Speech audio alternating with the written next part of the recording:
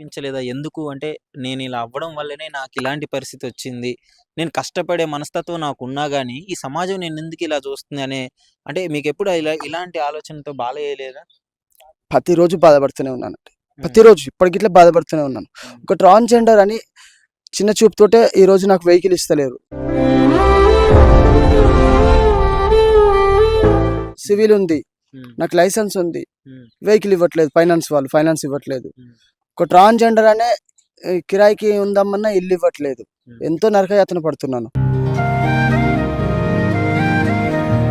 నేను అన్ని మీతో పాటు ఒక జనజీవన స్రవంతిలో కలిసి నేను కూడా ఒక మనిషినే అని గుర్తించాలని మీరు గుర్తించాలని నేను అనుకుంటున్నాను. ఓకే. కానీ మమ్మల్ని సమాజం కొంతమంది హక్కున చేర్చుకుంటున్నారు. కొంతమంది ఇంకా దూరం కొడుతున్నారు. వాళ్ళకంటే ఎక్కువ ప్రభుత్వం నుంచి ఏ సదుపాయాలు రావు. ప్రభుత్వం ఎలా అంటే నేను రెడ్డి అవ్వడం నా దురదృష్టమా ఏమో నాకు అర్థం అవ్వట్లేదు. స్కీమ్స్ ఏం లేవు. స్కీమ్స్ ఏం లేవు. మీరు రెడ్డి హ్మ్. మీకేమీ రావంటున్నారు.